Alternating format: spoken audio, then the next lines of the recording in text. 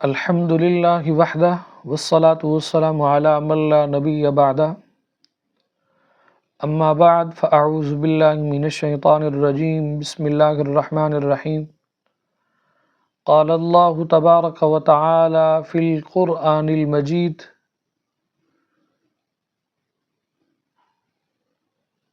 یا ایہا الذین آمنوا اطیعوا اللہ و اطیعوا الرسول صدق اللہ العظیم۔ محترم و مکرم و محتشم و معزز سامعین و ناظرین، آج کے درس کے اندر ہماری گفتگو کا عنوان ہے امام یا مؤذن کا غیر شادی شدہ ہونا آیا کہ شرعاً یہ کوئی کبیح عمل ہے یا نہیں ہے؟ یعنی امامت یا مؤذن کے فرائض کی ادائیگی کے لیے کیا یہ مسجد والوں کا یہ شرط رکھنا ضروری ہے کہ وہ شادی شدہ ہو؟ کیا امام کی غیر موجودگی میں مؤذن جو کہ غیر شادی شدہ ہو امامت کے فرائض سر انجام دے سکتا ہے؟ تو آئیے دیکھتے ہیں اس کو قرآن و حدیث کی روشنی کے اندر۔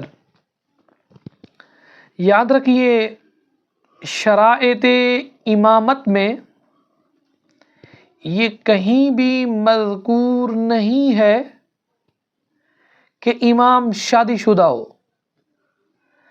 شرائط امام 6 ہیں۔ نمبر 1 اسلام، نمبر 2 عاقل، نمبر 3 بالغ، نمبر 4 مرد ہونا، نمبر 6 قراءت پر قادر ہونا، نمبر 7 معذور نہ ہونا۔ تو یہ جو امامت کی شرائط 6 ہیں، تو یہ امامت کی یہی شرائط ہیں۔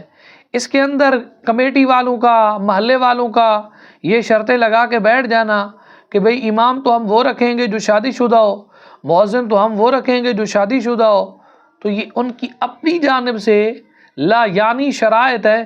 شریعت کی روح سے ان شرائط کا امامت کے اندر کوئی دخل نہیں ہے۔ یاد رکھیے، امام معین ہی امامت کا زیادہ حقدار ہے،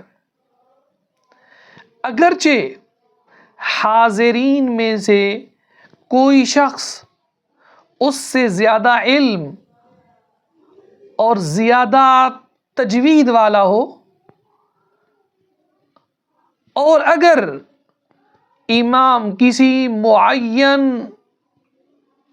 جگہ پر جو ڈیوٹی دے رہا ہے، اگر وہ مسجد میں تشریف نہیں لائے یا آنے میں تاخیر ہو گئی ہے، تو پہلے تو اس بات کی تسلی اور تشفی کرنی چاہیے، آیا کہ ہمارے امام صاحب یہاں ہیں تو کم از کم 5 منٹ تک ان کا ویٹ کرنا چاہیے۔ اگر وہ تشریف نہیں لاتے تو پھر اس کی جگہ جو مؤذن ہے وہ امامت کا اہل ہوگا، اور یہ اس کے فرائض میں شامل ہے مؤذن کے۔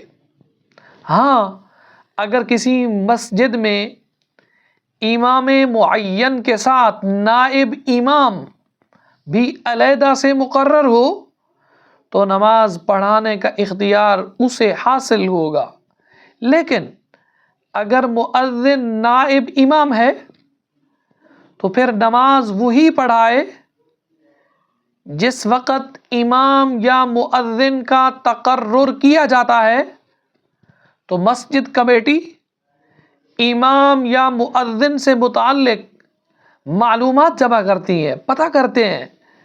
آیا کہ یہ شادی شدہ ہے یا غیر شادی شدہ ہے، یہ کہاں سے ہے، یہ کس علاقے سے تعلق ہے، یہ کس مدرسے کا فاضل ہے، یہ کس مدرسے سے پڑھا ہوا ہے، اس نے کیا پڑھا ہوا ہے، نماز اس سے پڑھوائی جاتی ہے، جمعہ اس سے پڑھوایا جاتا ہے، درس اس سے دلوایا جاتا ہے، جس سے یہ بات روز روشن کی طرح واضح ہو جاتی ہے آیا کہ یہ اہل ہے یا نہیں ہے۔ تو یہ سارا ڈیٹا شادی شدہ یا غیر شادی شدہ کا یہ سب معلوم ہو جاتا ہے۔ بعد میں اس بات کو عذر بنانا یہ محض فتنہ انگیزی ہے، لیکن بہرحال غیر شادی شدہ ہونا امام یا مؤذن کو ان کے فرائض سے علیحدہ کرنے کے لیے یہ عذر نہیں ہے۔ تو اس لیے امام یا مؤذن غیر شادی شدہ بھی امامت اور مؤذنی کے فرائض انجام دے سکتا ہے۔